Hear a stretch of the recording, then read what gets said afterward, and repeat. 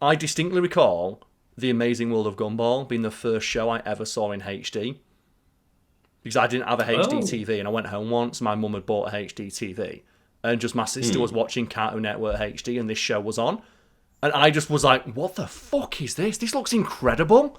Because like the 15 different art styles on screen, and the colour, and the sound, and the music, and the animation. So far away, Lucas, and lovely audience at home, welcome to another episode of Wiki Weekends, a series where I, your host for this episode, Karl Smallwood, scour the lengths and breadths of the internet for a wiki on a subject I'm interested in and bring it forward for discussion. And today, Lucas, we're talking about potentially one of the most powerful characters in fiction, Nicole Watterson.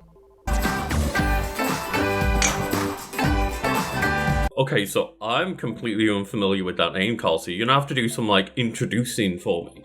Okay, so Nicole Watterson is a character from the show The Amazing World of Gumball. And when I say one of the most powerful characters in fiction, I'm only slightly joking. Because the reason I want to talk about this today is because, sometimes YouTube will randomly recommend something. Because, fun facts, me and Lucas just have, separate YouTube channels that we have for collating clips for these very videos you're watching right now. And the recommendations for my channel, Lucas, not sure about yours, is an absolute fucking mess. I mean, I made the mistake of getting, my personal one mixed up with the one that I get clips on, and all of a sudden my personal YouTube, account has just got the weirdest recommendations now. And one of the compilations that I got suggested on the channel I used to grab clips was characters from The Amazing World of Gumball using 0.0001% of their power. Now hold me and tell me everything's going to be okay. Everything's gonna be okay, buddy. How about a little kiss?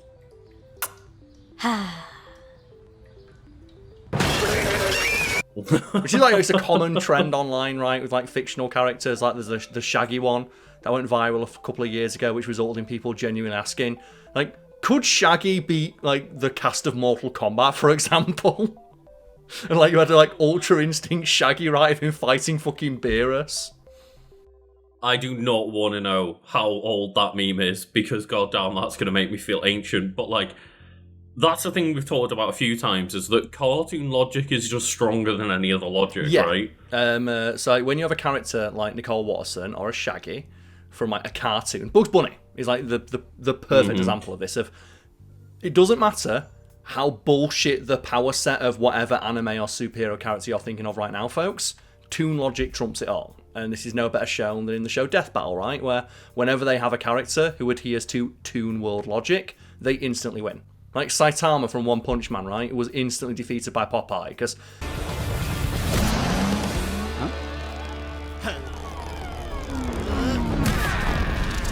It doesn't matter how strong Saitama is, it doesn't matter how powerful his punches are, because he still has to conform to the rules of his universe. The rules to his universe may be different from the rules in ours, and he might be exponentially stronger than it'd be possible for anything to be in our universe, but his universe still has rules.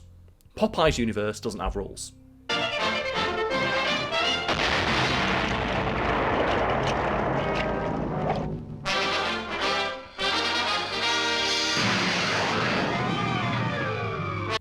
Bugs Bunny's universe doesn't have rules.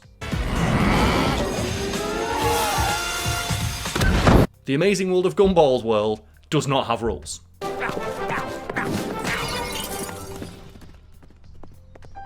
Yeah, I still remember the time they referenced the fact that, SpongeBob got deleted out of existence and then just redrew the world with a big pencil. Yep. And Popeye did the same thing. There's an old, comic panel of Popeye where his creator decides to stop drawing him. And Popeye comes out of it nothingness to punch his creator in the face and then draws himself. And as silly as that is, that has actually happened once before, Lucas. Are you aware of this? No, not really. So, why? When I say, this happened before, I mean a character coming out of their fictional world to kick the fuck out of their creator and convince them to keep making content, starring them.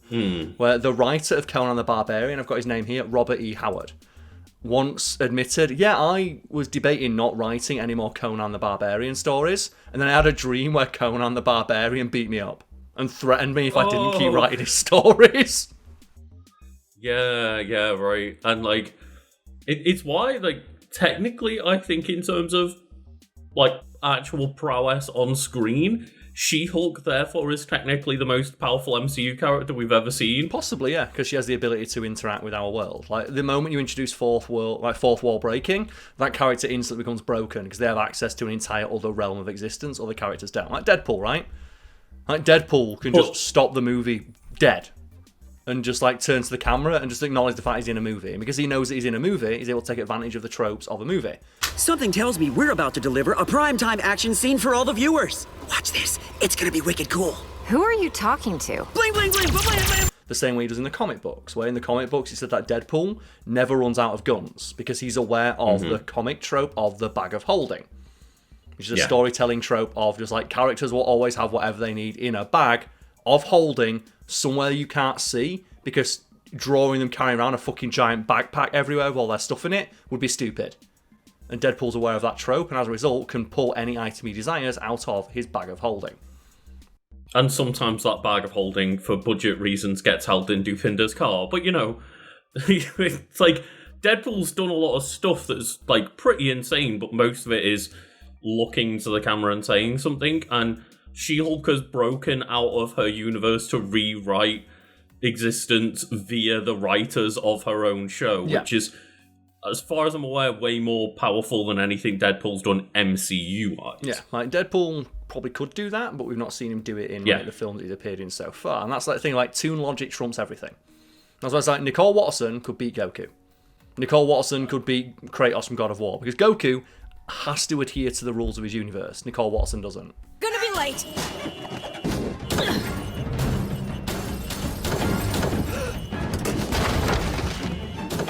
Hey, are you crazy, you dumb? We need a shortcut. Like, you could make an argument that, like, fucking Zach Morris from Saved by the Bell could defeat most of these characters, because, again, he can stop time and speak to the audience. And then again, though, Hit can stop time and Goku beat him. Stopping time in of itself isn't that broken an ability. It's the ability to step out of his universe, and Zach Morris can't do that. He can only stop time. No, exactly. So he would have an infinite amount of time, because Hit can stop, like, you know, by, like, up to a second, I think, is, like, the most powerful he gets, whereas Zach Morris can just stop reality. There you are, Zach. I've been looking all over for you. Time out! Yeah, this is horrible. I'm just now imagining, though, instead of Hit, it was Zach Morris, and he was like, Zach Morris is the 1,000-year assassin. And he's like, this is the stance. He does, like, a 90s dance pose that's, like, no longer fashionable. Time out! This is the stance. As you watch Goku try to, like, break out of being stopped in time. Yeah, just, like Zach Morris is God. like, I continue to improve on being an asshole, and just teleports towards Goku and punches him in the dick. But, Lucas, because you're not familiar with the amazing world of Gumball, let's get us all on the same page now. Specifically, this wiki page. So, Dr. Nicole Watterson, and you might think, Lucas, is that because she's a doctor? No, Doctor is her first name, and the reason why the amazing world of Gumball is such a fantastic show, it's one of those shows clearly written by adults who know that other adults are probably watching with their kids, or, you know, just adults who are a child at heart like myself. What do you think the meaning of life is? Now that's a tricky one.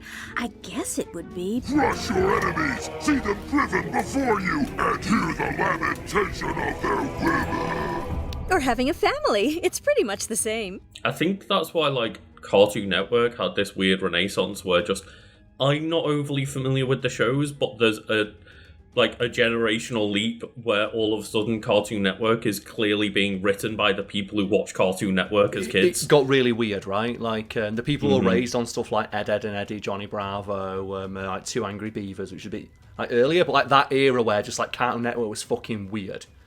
Then you had, like, the crossover period where there was a lot of, like, stuff being imported, where they started, like, Toonami.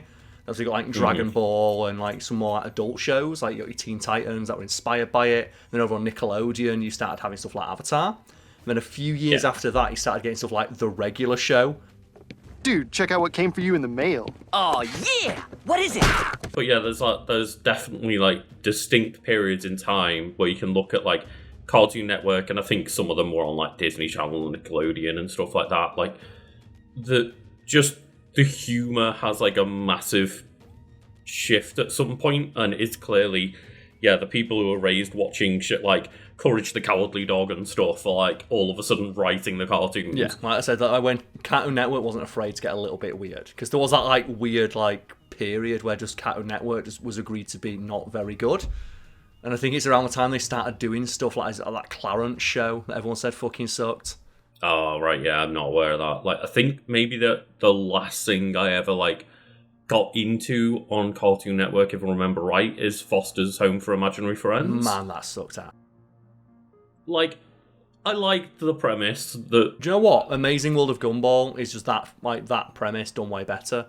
Because, like, like Foster's Home for Imaginary Friends, it's like, ooh, it's all the imaginary friends that, like, people grew out of. Also, yes, we're aware of the fan theory that, like, the old woman is the young woman's imaginary friend. Like, it's all... That's, like, one of the beginner YouTube fan theories, right? From, like, a decade ago. But, like, The Amazing World of Gumball does that so much better because all of the different characters on their show have different art styles.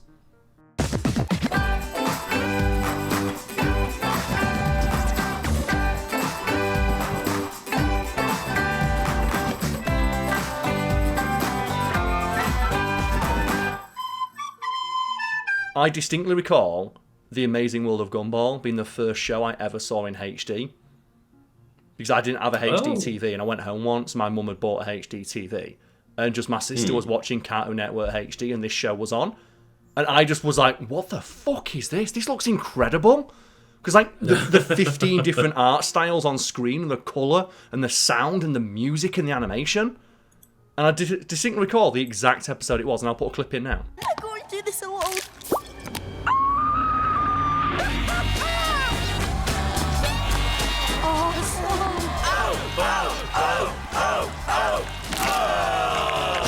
But anyway, yeah, the reason why I was saying, like, it's a show written by adults for adults who may be watching with their kids is because she's called Dr. Nicole because her parents are those, like, typical you can do better parents. Well, maybe it all comes back to the stupid name you gave me.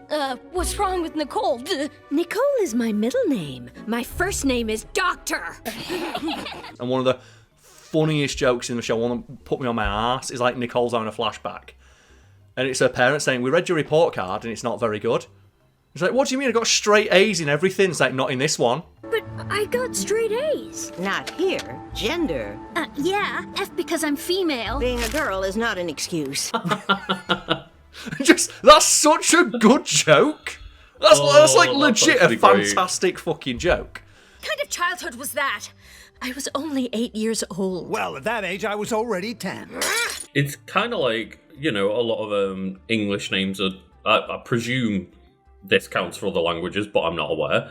But, like, a lot of our surnames are based on, like, the traditional jobs that we had, right? John Smith, Smith.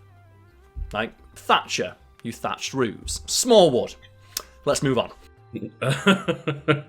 Right, but yeah, it's like in that vein, Lucas. Is there any, like, those, like, Cartoon Network shows that you miss, or, like, you just have a fondness for because they just got fucking weird? So you mentioned, like, Courage the Cowardly Dog. That show got fucking weird. Also, yes, we're aware of the fan theory that nothing in Courage the Cowardly Dog is actually happening. It's that Courage is a skittish dog in a farm, and he's just seeing the world as crazy and full of monsters because he's a scared little dog. Again, beginner-level fan theory from a decade ago. Courage. Yeah, exactly. He's just like a scared little dog with a wild imagination. Yeah, we know. But yeah, I think, like, we've already mentioned a few of my, like, favourite ones. Cartoon Network, there was, like, the weird ones that I enjoyed, like Ed, Edd and Eddy, Courage the Cowardly Dog, Cow and Chicken, stuff like that. And then I also enjoyed, like, Our Real Monsters on Nickelodeon as well. Yeah, Our Real Monsters was good. That was weird, but weird in a good way. I said, like, when we say weird, we mean that in the best possible way of. It's different, and as a kid, something being different and standing out attracts your attention. And as an adult, when I go back and I rewatch these things, I appreciate them because they're trying something new. Prescription hugs! Prescription hugs! Hey there, have you ever considered using the power of hugs as an alternative to modern medicine? Yeah, and then I enjoyed the more, like, action-y ones, where there was, like, Codename Kids Next Door, Shaolin Showdown. Shaolin Showdown's so fucking good. Like, 10-ton tunic, let's fucking go.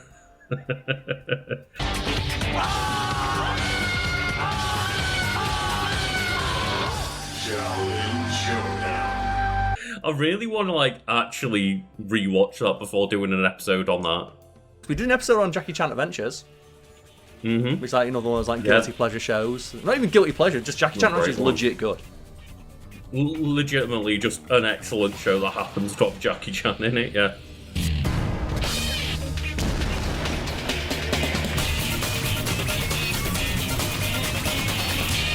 And a lot of them are obviously, as you mentioned earlier, like a little bit more inspired by anime, which is, yes, I know why I need to watch Avatar at some point. Well, Lucas, before you watch Avatar, you might want to watch one specific episode of The Amazing World of Gumball, but we'll get to that in a moment. So, Dr. Nicole Watson, we got one, not even one sentence, we got 3 words in.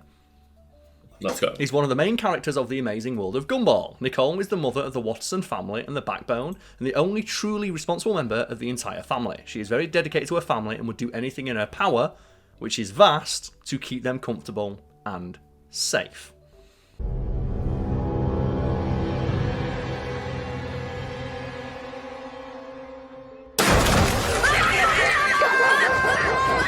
And I just looked up a picture of The Amazing World of Gumball. I'd only ever seen pictures of what I presume are the 2 main characters, thinking they're in a very regular cartoony art style, but then the cast is like absolutely wild. It is, yeah. And supposedly the inspiration for Amazing World of Gumball is just a bunch of like failed concepts and ideas and art styles that they just threw together into one thing, into one cohesive like element, and it really, really works. Like I said, there are characters in the show that just have their own unique art style, and they look incredible. And the show looks incredible in HD. And they've had multiple episodes where they completely shift the art style or the way it's presented, just because they wanted to flex or have fun or make a reference to a thing they like. That is an entire episode. That's a Death Note parody.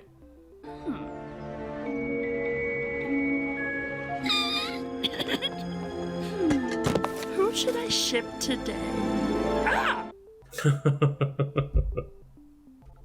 Just because the writers were a fan of it and thought, well, fuck it. Kids are just going to watch it because it's colourful and has like wacky adventures.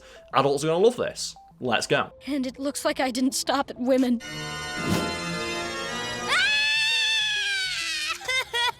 I agree. I always thought I was the one wearing the pants in this relationship. What is going on? I think everyone pretty much agrees that like some of their favourite Simpsons episodes are the Treehouse of Horrors, where they do stuff like that. They literally did something like that because they did a Death Note parody as an anime of The Simpsons. Yeah, just like when The Simpsons got weird with it and just like played with the established format because they wanted to. But, you know, we continue now. So, appearance. Nicole greatly resembles her oldest son, Gumball, who is, like her, a cat. And there's a great episode where she's, like, chasing her husband. Because, like, her husband... Like, it's a show that, like, relies on some pretty well-worn, established tropes of, like, you know, the mother who's, like, overworked and harried, and the dad who's a bit of a layabout, a bit lazy, a bit carefree. Right. But then they turn that on its head. Because they have an episode where the dad gets a job. And it turns out him getting a job breaks the fabric of reality. Mild or spicy, my flavors will exhilarate. To get them double quickly when I'm twisting the accelerator. Twisting the accelerator. Twisting the accelerator. Oh. Because just like, oh, he's like a keystone element of the universe. And if he gets a job, the universe falls apart. And they're chasing him like while he's trying to like deliver stuff as part of his job. And the art style shifts like 15 times in the space of 10 seconds. Oh, right, okay. And during that time, like, just everyone turns into a live-action creature, including Nicole, and she's just a cat. Oh. And it's like, it's fucking weird, but at the same time, I'm glad they tried something different. Like, do you know when you, like, watch stuff like Family Guy? I think Family Guy's a great example of this, how fucking lazy Family Guy got at a certain point. Mm-hmm. Where, like, you'll see, like, Peter talking to another character, and they don't move or blink. Because they don't give a fuck. Because it's for adults, and no one cares. Well, it should be the opposite, right? Where adults, you think, would pay more attention, so the animation should be better.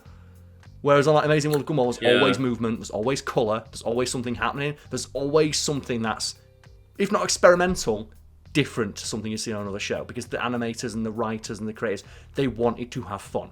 Yeah, it's one of those things of like, I always found it difficult to kind of talk about my frustration when it came to like the animation of the earlier seasons of Invincible. Yes. Where like I can't put words to why it's different, but it's just different and feels cheaper than a lot of other things do. Where it's like stiff, right? It's just really stiff, and even though like there's a lot of animes where technically they look about the same if you took a still image, when you feel like the motion involved in like the animation and the extra, effects that they put on the animation to hide that limitation, right? Like I think of like a talking scene in Invincible, like just the classic meme, right? Of like, that's the neat part, you don't. It's a very simple shot. It's a shot reverse shot, which you get in any live action show. But does it have to be? You've got so much freedom to do whatever you want. And of course, like that's just a dialogue exposition moment, getting across a bit of information. But I get what you mean. Like it's very simple, back and forth. Fuck's sake, texting me. I'm talking about a cartoon, it's important, it's my job. And then obviously, like, Invincible has gotten better animated over the years. And it has more dynamic moments, and clearly they're saving the budget for the fight scenes, which you get. But even then, like, some of the fight scenes didn't look as good as a lot of other contemporaries, like, of its time, and just clearly a lot of the money went to the voice cast instead, which is an excellent cast. But, it's still a visual medium, and I expect a show like that to live up to the same standards. Yeah, especially without the budget that it had. And, like, the budget did increase in later seasons. And that's worth noting about The Amazing World of Gumball, that as the seasons went on and it got really popular and became one of, like, Cartoon Network's most popular shows, they started to get real fucking weird with it.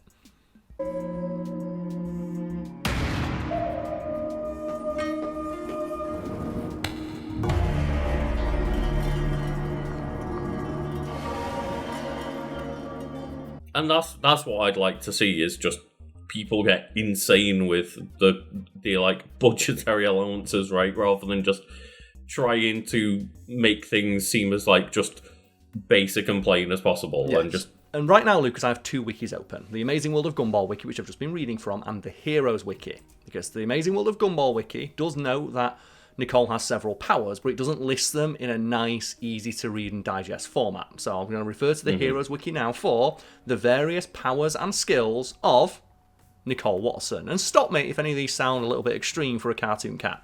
So high intelligence, intimidation, manipulation, ambition, enhanced strength, durability, speed, reflexes, stamina, agility, flammable eyes. Flammable eyes. So on multiple occasions, she's shown the ability to create fire with her eyes. I am a good mother! Not just eyes that will burn, but like eyes that can like actually use powers and shoot fire, right? Yes, there's even a moment, and it's really good. It's a really fun part of a show where like the kids are trying to manipulate the mum into like letting them buy candy. So they talk their dad into like, Dad, are you gonna let your wife talk to you like that? So what do you mean? It's like, are you really going to let your wife control what you do? You're a man, right? And he takes his shirt off, and of course he's like a flabby dad, and he's like, well, put those pecs up, so his flabby pecs stick out. And you see him like stroll over to his wife, who's just like picking some stuff off her shelves, like, hey woman, you listen to me. Doesn't listen. He's like, I'm the man and you will talk to me. She just turns around, and she just opens her eyes wide to stare at him, and the force of her opening up her eyes creates a fucking blast wave that destroys half the department store. Just her opening her eyes. You listen to the man when he's talking!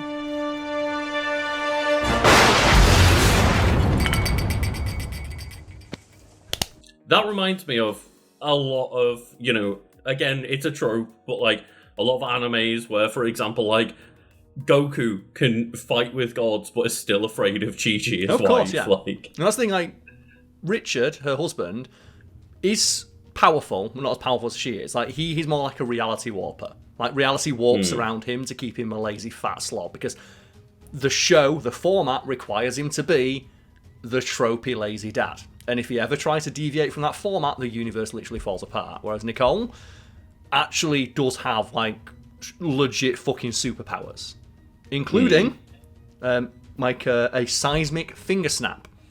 That's one where she goes back to her house and there's a party going on, and the party is a fucking like messed up house. She snaps her fingers, Thanos snap, entire neighborhood collapses. This is closely followed by soul snatching and a penance stare. Oh my god, she's got the penance stare. Well, that's the thing. I call like The Amazing World of Gumball reference the show. Because in that one 10-second scene, you have 3 references to Marvel. You have, like, Thanos' snap. You have the Venom voice, because she has her alter ego that comes out as a demonic voice. You're going to clean this place until it looks better than when you arrived. And then she has the Ghost Rider's penance stare. Or what? So she has the moment where it's like, you're a loser already. But pretty much, yeah. She does it like a guy comes up and is like, why should I listen to you? Just gives him the fucking penance stare. And he just crawls away and starts crying. It's great.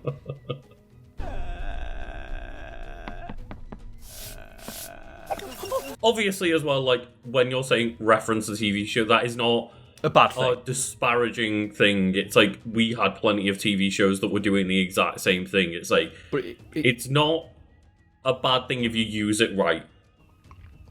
Also, it's not reliant on its references. The references are there because you can tell there's a genuine enthusiasm and appreciation for the things they're referencing. Unlike something like Family Guy, which we'll just put in Remember When. Yeah, or like I think a lot of South Park got like that in the end, right? Where instead of making critiques upon the references that they're making, it just became...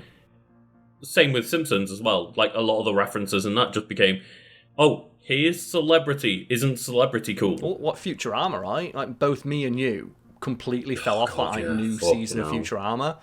And I think we both fell off on the Bitcoin episode, where it's not even a joke. Yeah. They just have Bitcoin, and the joke is, here's the episode with Bitcoin. They don't even give Bitcoin a funny in-universe name, like they did stuff like Slurm. They're not servers. They're robot heads. Someone's using them to mine Bitcoin. That's actually a pretty reasonable use case for robot heads. Or like mom being like a stand-in for Apple. They just straight up call it fucking Bitcoin, and it smacks of laziness. It's not even joked upon either. It's just, isn't Bitcoin valuable? And say, okay, cool. Are you going to make any sort of joke about this comedy show? Is there going to be any commentary on this from, like, the perspective of the characters? Or is it just reference? The comedy is called that Bender wants money and Bitcoin is money, right? And it's awful. Whereas, like, Gumball, when it does references, like, they're there to enhance the flavour of the show. And that leads into her next set of powers. Ergokinesis, which is control over all forms of energy. Master Martial Artist. And Vast Tomb. So her martial arts powers are useful in a handful of episodes. But the most notable one is an episode simply titled The Fury. And it's probably one of the best episodes of any animated show I've ever seen.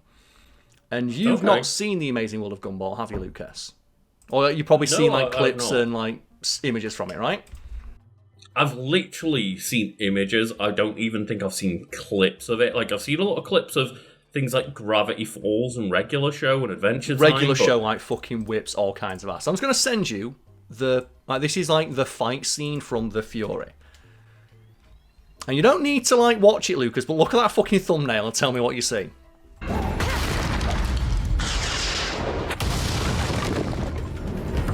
You fought well, Nikoro-san, but I've been training my whole life for this moment. Okay, so that looks like just a fucking magical schoolgirl anime, basically. Yes. So what they did is they did an entire episode that like does flashbacks to Nicole's childhood, and she had a friend who she did martial arts training with. And that friend comes back in the future to kick the fuck out of Nicole. And the episode is fantastic because it's really well written. Like, they have a moment where her friend is trying to seduce her husband. And just like Richard does not know how to deal with a woman trying to hit on him. And they have a moment where she's like, oh, where are you going? Does the splits, stop him going. Goes the other direction, does the splits again. He turns around, a third leg comes out. It's like, what? Just like stupid humour like that. What's your secret? I got old and fat. What's a man like you doing with a woman like her? I don't think she knows she could do better. But then, when they're having a flashback, it's like, oh, this is just Dragon Ball. Like, straight up, like, they just draw it in the original Dragon Ball, like, Akira Toriyama art style, and show the flashback of all the people they beat during the tournament, and every opponent they fight during the tournament is another reference to another thing. Like, Bowser's in there for a little bit, and then the crowd is like of like 100 people. Each individual part of that drawn crowd is another reference to another piece of media that the creators are a fan of. Like, I looked at that thumbnail and I just immediately thought Sailor Moon. It's more like anime as a whole, and for that fight, they brought in the guest animator, Studio 4 Degrees C. I hope that's how you pronounce it, because I've only ever seen it written down. But they did, among other things, like a couple of Berserk animated shows. They worked on Catherine the game. They've done a couple of ads. They worked on the Animatrix. Really nice. But yeah, they brought in like a legit animation studio from Japan to like do this fucking episode, do this fight scene for us, and they did. And it's better animated than fucking Blue Lock. Even during the fight, they're still doing references where it's like, Nicole, where did you learn to fight? Did you study under like the Hokuto no Ken? Fucking like, yeah, Fist of the North Star, Mr. Miyagi? It's like, no. I just raised 3 kids. Fuck you, Dragon Ball. Bam! And they have like a Street Fighter reference where she's like beating up a car, like Nicole starts flying for a little bit. It's fucking incredible. It's so good. And I'm only talking about it, I put more clips in, it's great.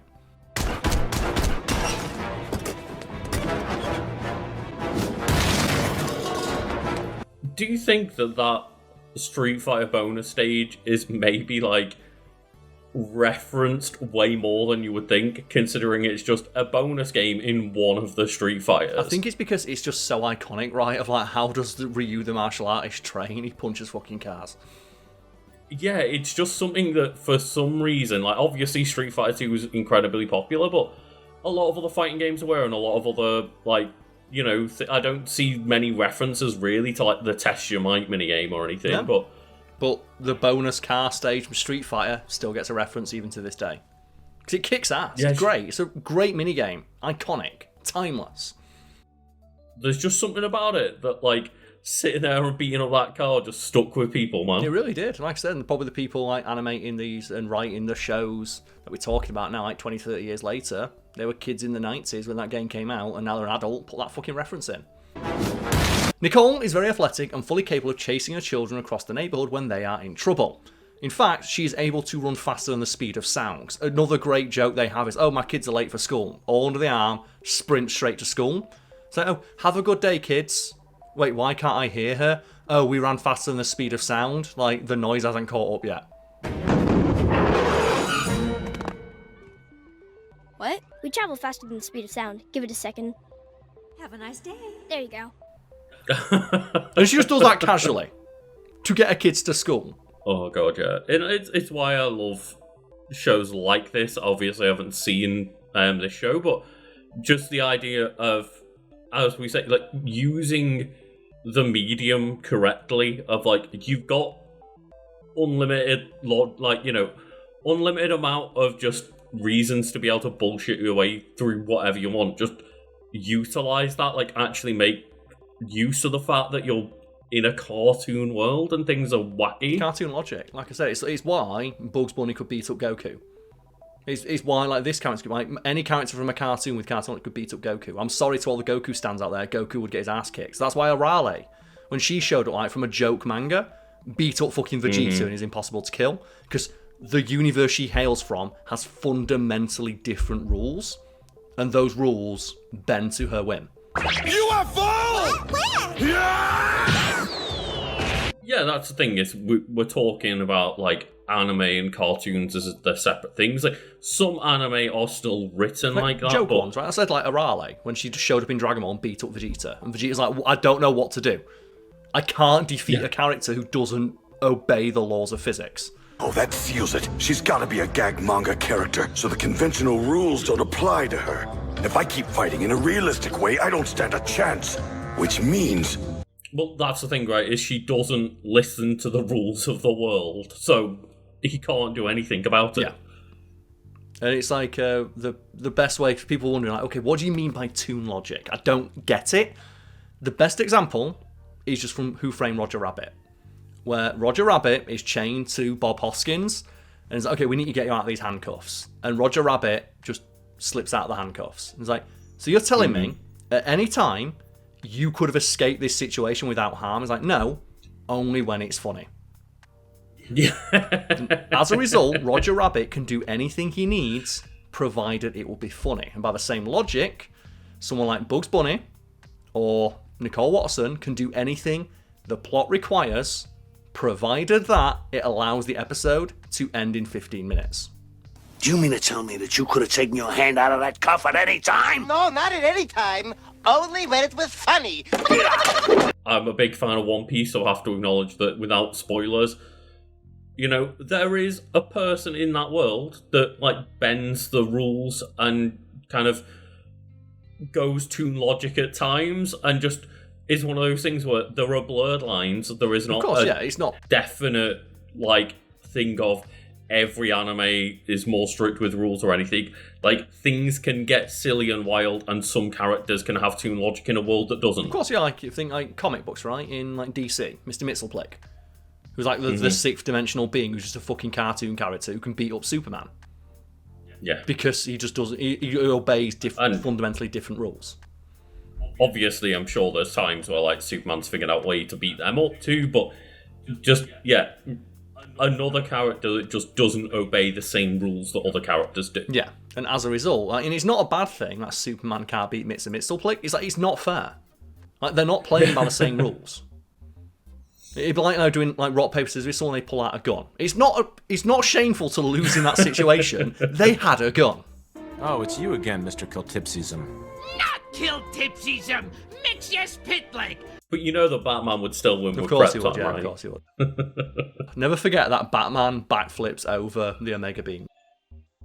The undodgeable, like, Flash gets hit by them. The Omega Beams, which in DC canon can hit anything, and they hit the Flash, who can react to, like, light speed. Batman backflips and dodges them, even though the time it would take for his synapses to deliver the message to his muscles to start doing a backflip is more time than it takes the Flash to rebuild an entire fucking library brick by brick. But he dodges them. But you know what? Batman basically appears to cartoon logic in that moment, right? Of like, whatever he needs to do so Batman doesn't lose will happen in the... I think in most people's brains, Batman is a cartoon logic character. Effectively, so, like, it's why the best version of Batman, I think the most accurate version of Batman, at least by, like, you know, the way he's been built up by the internet, is Adam West Batman. Because Adam West Batman can do anything, and he always has the exact right thing he needs, regardless of how, like, impractical or stupid it is, because the plot demands it. And I bet those weirdos like, no, Batman would beat Superman, Batman would beat Goku, would hate to admit and be angry at the fact that, well, that version of Batman is Adam West Batman. Yeah, because, like, things that are weird and out of frame just be like, yeah, of course, Robin, get the bat repellents. And there's, like, things, obviously, that are, like, just weird and just like, oh, he always has the item that he needs out of frame. Like, get the shark repellent spray quickly, Robin. It's like... The best bit about that everyone always forgets is that the bat shark repellent spray is in his helicopter. Which means that Batman anticipated being attacked by a shark in midair. And there is, like, a comic where, like, the Batman of, like, the comic universe travels through the multiverse and he meets Adam West Batman. And Adam West Batman gives him some shark repellent spray when a mutant shark attacks him. And comic Batman sits there in his fucking cave looking at it and goes, I can't believe there's another Batman out there more prepared than I am. Adam West Batman is the ultimate form of Batman. And I bet weirdo comic fans who like dark, gritty, edgy Batman would hate to admit that, but you know I'm right. You know in your heart that I am right. Adam West Batman is the best Batman. No one could beat him.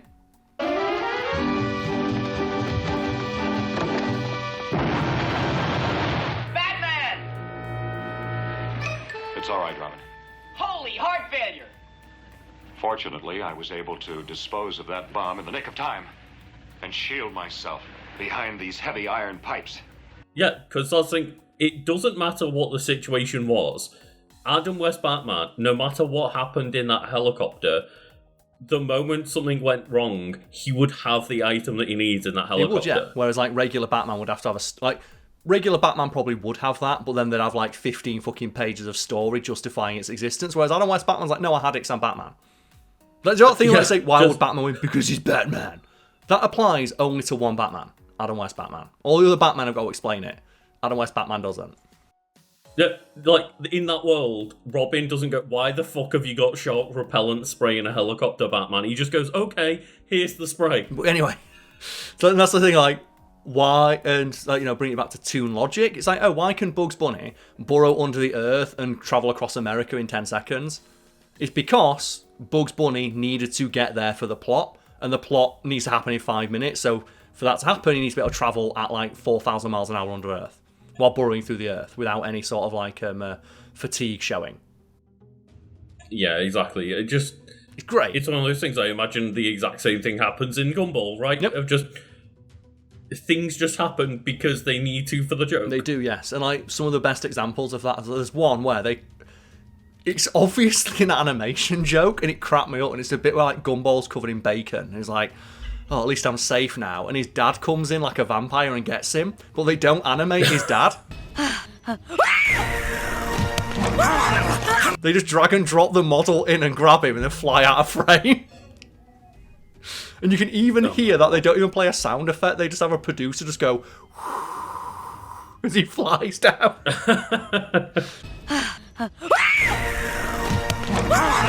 Because why is that? Because it was funny. But we continue now with the powers. So, she has been compared to a ninja. In the remote, she displays great skills at martial arts, which allow her to defeat Richard and her sons, jump between roofs and sprint at super speeds. She displayed her fantastic martial arts skills in the Fury, along with the ability to generate energy shields and energy blasts. Dear God. She can punch the ground with enough force to create an entire earthquake. When her children were late for school, she ran faster than the speed of sound. In the fight, she single-handedly, almost effortlessly defeats Mr. Rex, who is a T-Rex. Yeah, I didn't question it, but it did shock me that one of the cast members was just a giant T-Rex in the background. Yeah, just a realistically rendered T-Rex. And Nicole beats him up. While normally kind to her friends and family, she has an intimidating presence and voice that makes her feared by other characters. She is capable of taking out anything and anyone that angers her. When furious, she can become significantly strong enough to destroy a door and can defeat almost anyone who gets in her way. And that's the thing, anyone who gets in her way. So like, if her kids needed to get to school and Goku showed up and said, you've got to fight me to get past, she would beat Goku. Because the plot needs her to do that. It's great. That's the thing. And that's one of the fascinating things where you mentioned One Punch Man, right? Is like, you have to get a character that's as ridiculous as Popeye to, like, beat One Punch Man, because Popeye goes even further beyond just, I will win. He's like, I will rewrite reality. To make sure that I win. Yeah, One Punch Man, the joke is that he always wins because he needs to. Yes. And there's a lot of characters like that. We've discussed it with, like, Squirrel Girl before, right? Of, like, the joke is that Squirrel Girl wins. You don't necessarily have to justify it, it's just that she wins. Yeah, that's her gimmick. And with One Punch Man, I think it's One, the writer, has said, like, well, Saitama's not invincible. It's just, like, he is the anime character at the end of their journey. Going back and starting again. It'd be like sending like fucking Super Saiyan God Goku back to the beginning of Dragon Ball Z. It's like, to everyone else, that version of Goku seems fucking unbeatable. But we know that he's not. Yeah, and Ichiro Oda, who made One Piece, has like had a discussion about this before of like the leader of the Navy, Akainu. He just said, I could have made him the main character, but it would be boring because he would just finish and find the One Piece within like a month. Because he's just that good. And you'd rather he's just that strong. You'd rather watch someone reach that level over the course of however many years One Piece has been going on. Yeah, exactly. It's just you don't want to watch an anime where just the main guy trounces everybody and finishes the journey in a month. Yeah, unless it's something that's subverting or deconstructing that idea. Of course. One Punch Man. Yeah, that's why One Punch Man has to like frame every bit of its jokes around that idea, right? Yeah, and he very quickly becomes like a secondary character in his own fucking show because they realise like you can't have him. The joke starts to wear thin after the 4th episode. So instead, let's tell a story of what a universe would be like where that guy's walking around because like he's got all the power in the universe and he's bored because he doesn't know what to do with it. It's like one of the great fights that I always love is like the Deep Sea King, right? Is 99% of that fight is everybody else trying to deal with him and stop him, and then One Punch Man is just trying to make his way there to stop it. He's just on his way there. It's like really, really well done in that game where you could play as One Punch Man. Yeah. And prior to release, it was like, well, how are you going to make a game with One Punch Man in it? Like, how would you even balance that character? And I think they balance it in a really good way. Of like when Saitama is in your team, he'll beat every other character in one punch, and you win. He's an instant win mechanic. But when you pick him, you don't have him in your team right away, and there's just a little thing in the corner of the screen that says Saitama is on his way, and your goal is survive until Saitama gets there. Yeah, you are like a team member down, but Saitama's on his way. Just survive. And I love it when like games and stuff that have characters that canonically would trounce every other fucking like person on the roster, they somehow managed to make that work without it feeling like bullshit. Like in Ultimate Marvel vs. Capcom 3. Like, Jean Grey's in that game, and so is Dark Phoenix. And Dark Phoenix is unequivocally the single best character in the entire game. Like, Dark Phoenix can wipe an enemy team in 2 seconds. Oh, yeah, alright, it pops. It's gonna be blowback, yeah. Not an ideal position for Virgil to get the blowback. Now he can X-Factor sword up. No, did he he get had caught? No. You Now saw- this is great for Neo. Yeah, this is what he wanted. Yeah. Oh boy. You know, Neo plays for the OCD from Magneto, but just right behind. Yo, Oh, the screen mercy. tear. All right, one step away from victory here. All right, the fit there. Neo is not out. Easily. And it's like, well, how do you stop every person just picking Dark Phoenix and winning? Well, Dark Phoenix can only be activated if they have 5 bars of meter, which is difficult to get right at the start of the round, meaning you have to put like Phoenix usually right at the back of like your team. You can't use super, because if you use like a super meter, now Phoenix is vulnerable because she has the lowest health in the game. But if you are able to play around that and the enemy team manage it, like, you know, you get your 5 bars, the enemy team now has to effectively fight a fucking boss character. Yeah, and it's why I'm mad that they didn't like make Jiren in Fighter Z the way that you explained it. Of Jiren is so powerful that like what Goku, Vegeta, like Frieza, Android 17, they all like team up against Jiren, and I love the idea you had of give him 3 health bars and he's the only character on that team. So in like Fighter Z, it's a 3-person fighting game, and like you can just pick Jiren. And as Lucas said there, like, my idea for when you had Jiren is don't let Jiren pick teammates, because his whole thing is Jiren doesn't need teammates. Like, he'll succeed through power and power alone. When you pick Jiren, he just has 3 life bars, and every time you take a life bar off him, he transforms into his next phase. And like, you know, his final life bar is like, you know, super buff Jiren when he has like, you know, max power. And that's how his character would work, but they instead just make so you can have like Jiren, Beerus, and Super Saiyan God Vegeta. It's like, that feels a bit unfair, but then again, you need to... that game needs to be balanced, because like, what the fuck's Yamcha gonna do? And that's the funniest thing, is that everyone always rails on Yamcha, but I remember when the game first came out, and Yamcha was like one of the best anchors in the game to just like be your last character. Well, speaking of Yamcha, come in. I remember like a while ago I mentioned this, and people were like saying, no, that's not true. Where I mentioned like, yeah, you know, like Yamcha and Krillin and Tien and stuff, like, they're stronger than Frieza was in like the Namek arc. It's like, no, he's not. It's like, they are. Like, if Yamcha went back to like One Punch Man, if you sent Yamcha back as he is at like in Super to the Namek arc, he'd beat Frieza. Because he has to be that strong, because like the power level has increased like exponentially since then.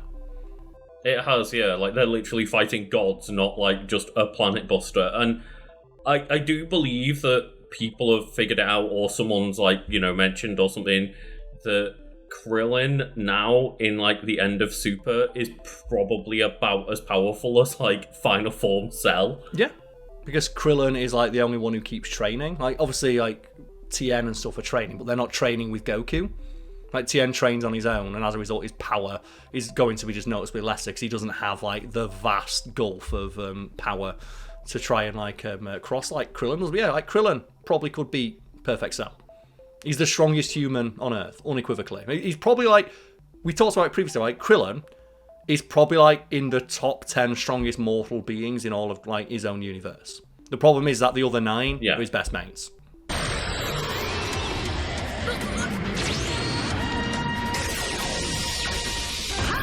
Exactly right. Like, he literally gets into that tournament of power where it's picked the 10 most powerful people in the universe, and like Beerus has no problem with letting fucking Krillin in. Yeah, because he realises like, yeah, okay, Vegeta and Goku are way stronger than he is, but who in like that universe is stronger than Krillin if you discount the Z fighters and the villains? And even then, I said he could probably beat base form Frieza. It's just that Frieza got stronger alongside Goku. Like, Cell never got any stronger unless you count the movies. So if they brought Cell back, Krillin could probably fucking beat him. I reckon he could go toe-to-toe with him, but, like, obviously Cell just has way more techniques and regeneration, right? So Cell would probably beat him, but the fact that Krillin could, like, fight a perfect form Cell... Bear in mind, they all fight Cell Juniors, who are, like, meant to be around the same power level as Cell. Yeah, and they get their ass beat, but that version of, like, Krillin is probably, like... He holds up his own against, like, fucking Super Saiyan Blue Goku for a little bit. And Super Saiyan Blue Goku could probably, like, instantly kill Cell. Like that. And they all put up a bit of a fight against Cell Juniors, which is beyond, like, Super Saiyan level, and they're just fucking humans. I mean, like, you know, you do a time skip of 20 years where Krillin is fighting against Super Saiyan God Goku and holding his own for a little bit. Yeah, they're just... I don't think people realise, like, how insane they are to even, like, be able to look at Goku in the same, like, you know, general field of power. Like, they're obviously wildly different. Of course, yeah. But he's still, like, in the top 10. Yeah, I mean, Yamcha's just outside. Like, I'm sure they're going to give me a call. Yeah, oh man, like I've always said it, like, it's disappointing in the Tournament of Power they didn't let Yamcha do it, and the real disappointment is that they don't get Future Trunks. I will never stop being salty that Future Trunks isn't part of the Tournament of Power, especially after the arc he has in, like, the Goku Black arc, of, like, it makes, story-wise and narratively, it's so good of, hey, after we've, like, you know, helped save your timeline, you can save our universe. And you could have had, like, great moment of Trunks finally getting to train with Gohan as Gohan tries to recapture his fighting spirit. Well, it's not only that, it's, hey, we failed to save your universe, but can you help us?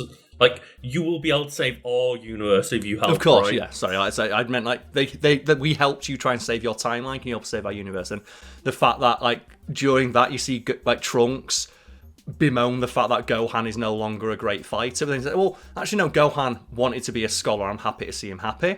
But you still tell us that little twinge of, like, sadness in him that he didn't get to see Gohan at his peak. And I think just a great moment could have been, like, of Trunks seeing Gohan recapture his fighting spirit and realising, oh, the universe is in good hands. I think that's one of the things that, like, really just annoys people about the Goku Black arc is just... No, we saved Trunks' timeline. We helped him do that. And then you, like, basically do a 180 and destroy his universe later. It's like, oh, the poor guy. He can't catch a break. I'm just imagining, like, imagine if you just did the get the fuck out of my timeline. It's like 90% of the, like, the other universes. Like, so that's in Future Trunks. He fucking needed it, man. Like, Future Trunks just needed that Gohan team up.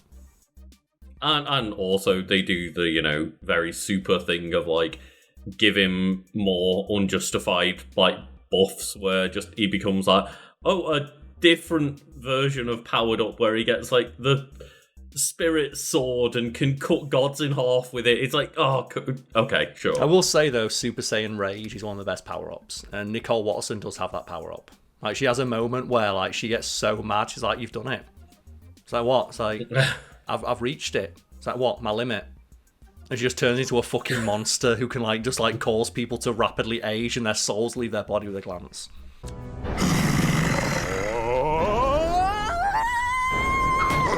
Oh my god. Yeah. The show's super good. And, you know, we went on a bit of a tangent about Dragon Ball, as all, like, you know, conversation between us do, Lucas. But yes, thank you for watching. Hopefully people have enjoyed this trip down nostalgia lane. I know we say nostalgia lane for something that probably came out, like, the last episode probably aired, like, less than 10 years ago. But time moves so much more quickly now. Sometimes it's nice to take a step back and think about the stuff we used to like as kids and teenagers and adults who act like teenagers and kids. Never remember that lockdown happened and that aged us all 20 years, Karl. There's a lot of nostalgia to be had.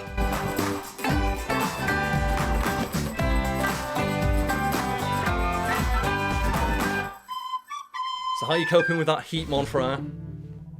As a British person, just poorly in general, day to day, right? Yeah, but do you know where I don't mind things heating up? Over on our Patreon.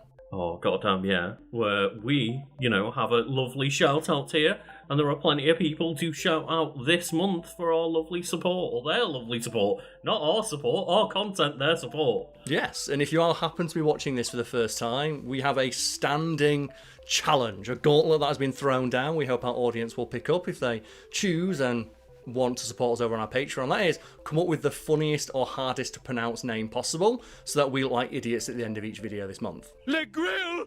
What the hell is that? That is true. Or just come up with like a silly name that's fun to riff on. Or, as somebody has done for the last few months, just put a name in that's easy to grab clips for, right? Yes, or a name that's really, really long, or just your name. Some examples to follow, such as Lucas. Well, the first one would be, I hope I'm pronouncing this correctly, as, you know, stands with all of these names, M. Chambers. This is Mr. Chambers' office.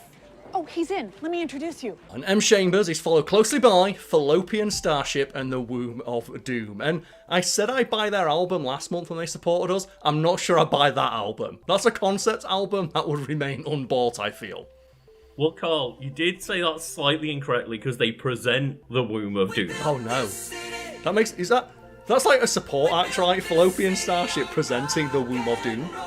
Yeah, maybe like this really grungy hardcore metal band coming on, like just the Womb of Doom. Like, it reminds me of, like, I don't know why this joke sticks out in my head, but it's from like Herbs, Sims in the City for the Nintendo DS, where one of the characters you talk to just says, "Yeah, I was in a band called Show Cancelled and no one ever turned up."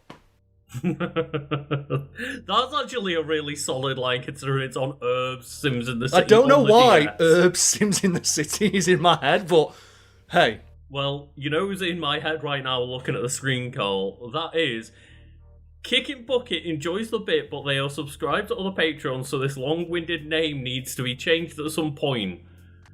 Because their name cut off. They hit the character limit. There's no T there. Today a great legacy rests upon your shoulders. Because here, we make more than just tea. Oh man, it's like the Thrill House joke, right? Of like, all I did was enter my name, Thrill House, and it doesn't fit on the screen. Which is like one of the most underrated Simpsons jokes. This is great! And all I've done is enter my name! Thrill House!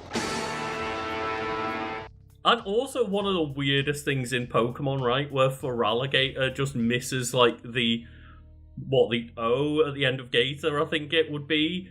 Where just Gator, because they hit the character limit and they were like, fuck it, we're committing to that for the rest of eternity. Or Farfetch from the first gen, where it's got an apostrophe in its name because they didn't have enough letters to spell out Farfetched. And just that's the only Pokemon that has punctuation in its name.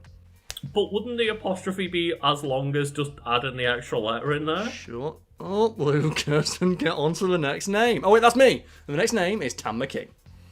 Hell goddamn yes, and the name after that would be the lovely Lucille DeSteele. I know I've mentioned it before, but you use like lovely as a modifier. I know. You call me out and I get so embarrassed because like for some reason during recording it's the only adjective I can think of anymore. Is there a reason for that? Is it like just... The reason I say it, if anyone's wondered, like, oh, and I'm joined by the lovely Lucas, because I think of it like, a magician and their lovely assistant. And, assistant, Karl. I see how it is. No, I mean, like, that a joking way. Because the back in days, joking. Right, of like, oh, my assistant off screens. It's just a habit I got into. Next, he calls in one of his assistants. Be the lovely Lucille DeSteele. Where would he be without them? But I've probably picked up that habit from you, and now you're calling me out on it. Is it like it's a verbal widget for you then? Just like one of those like filler words that you use? I think so at this point when recording. I don't use it that often when I'm not recording. That's the weird thing, is just, I don't know. I have no answer. All of our patrons are our lovely assistants because they assist in the making of these videos, right? So it makes sense. Yeah, they literally help keep the lights on, and by lights I mean literally the two lights that are pointed on my face. Yeah, right it's not now. making it any warmer at all. I totally swear. So Tam McKee and Lucille DeSteele, once again, thank you for helping keep the lights on me and Lucas. But the next name I have to shout out is simply Marcus. And when I say the name Marcus, Lucas, who do you think of first? Is it Marcus Phoenix? Marcus Phoenix, yeah. Have you got a favourite Marcus Phoenix quote? And is it just... I always think, is it just a grumble or some shit, or is it like, I can't even remember what they're called, Theron Guards, right? It's just like, Theron Guards! Yeah, that's the thing, like, Marcus Phoenix is like the main character of the Gears of War franchise, and he doesn't have a single memorable quote. Every other character in that series has a more memorable quote than he does. Like Dom Santiago of like, sup bitches, every time he lands a headshot. Or just the Coltrane go, woo! The fact that he says woo every time he dies, because he fucking loves it. Dude just loves, like, just rolling around at the speed of sound, as we all would. But, Lucas, what name do we have next? Speaking of, like, rolling to escape things. Well, this is kind of the opposite of rolling, because this is the. I went to say lovely. I went to say lovely again. God. I'm so sorry.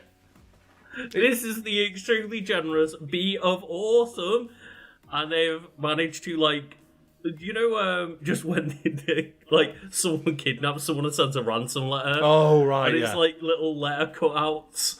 They've managed to do that, but with emojis to spell out awesome, and then also there's now 6 B's at the end of their name. All I can think now is to mention Gears of War. It's like the Krill. Oh God, Karl. No. Karl. No. Ah! No. Ah! I couldn't see. It's like because it looked light enough for me to walk down. I didn't take damage for a while. It's like all I heard was Karl go, I think I can make I it. think I can make the Krill. So I know you don't like bees, right? Imagine if bees were like the Krill. And you imagine like you go out like near a picnic and just like the bees come in and just completely eviscerate you. I'm not gonna lie, I don't help myself because I don't like bees and wasps, and then I wear shirts like this and have hair like this, and they just go, oh, colour. There's a flower. I'd say it's like the Krill. It's like stepping into like, you know, the darkness in Gears of War when you just Lucas stepping outside, just 400 bees come in, just disappear. It's like, but you know, we move swiftly on now to Woo's Williest Wonka. Hell, goddamn. I'm down with that name. WWW. World Wide Web. Let's go. It always sticks in my brain whenever someone says like World Wide Web. The factoid that, you know, many people will already know, but that WWW doesn't save any time as an abbreviation to World Wide Web. Yep. It actually takes more time. Yeah. Because you go to like, you know, 2 syllable, you go from 1 syllable to 2. I thought you were going to talk about... Maybe just the most inefficient abbreviation ever, right? Yeah, ATM machine or rip in peace, right? I thought you were going to talk about the information superhighway. Which we need to talk about at some point, the fact that there was that weird period in the 90s where the internet was exclusively referred to as the information superhighway. Bring it back. Imagine a world where every word ever written, every picture ever painted, and every film ever shot could be viewed instantly in your home via an information superhighway. Bring back, like, textbooks with information superhighway written on them, and, like, kids riding keyboards like surfboards.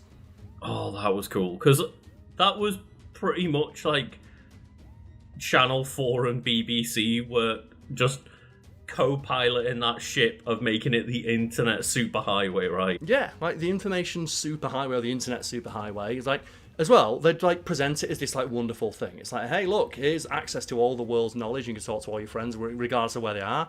And I imagine if they did one of those today, it's like, here's the racism machine. You need it to get a job.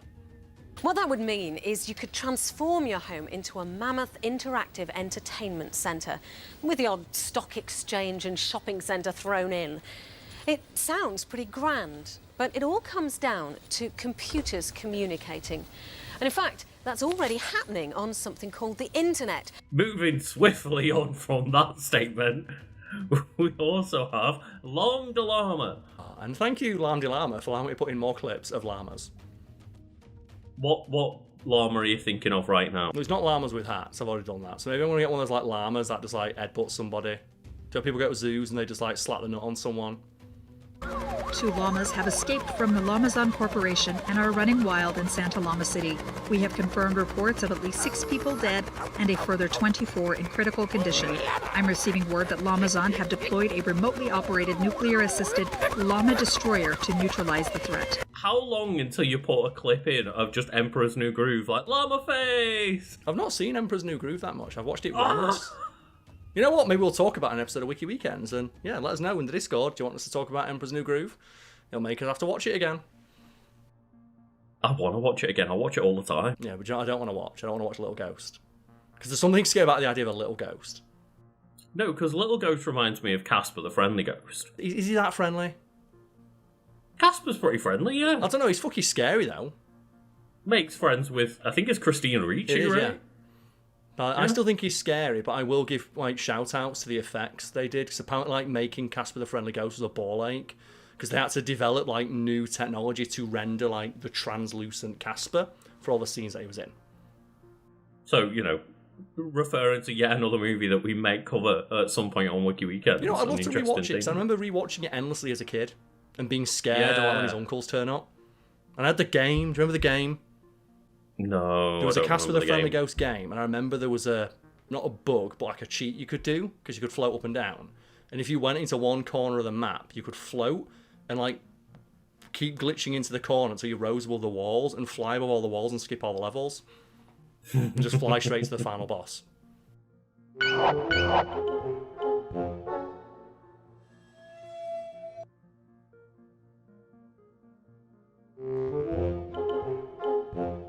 And then ending with yet another reference for a movie that we could cover at some point, because I've not seen the Stallone version of Judge Dredd. Oh, that'd be good. We could do dueling wikis of Dredd versus Judge Dredd. That's the thing, like everyone always gives like props to Dredd. It's like, oh, Karl Urban's performance is so good, and I can never get over the fact you can clearly tell he's clenching his jaw in every scene he's in. He's like, whereas Stallone just looked like that. The law! Drop your weapon! I can see Dredd working as a series of movies, but it was also just, hey, here's one good Dredd film. I like the idea as well, that's just one day in Dredd's life. It's not even a special day for Dredd, that's just the shit he does every single day. Yeah, and for the partner, it was literally training day, It was right? their first day, yeah. Like, they get to use the excuse of, it's my first day. But no, thank you to everyone for supporting us. If you would like to have your name read out, riffed on, or have a clip attached to it, you can, just follow the links to the Patreon below and just see it next month. Thank you all.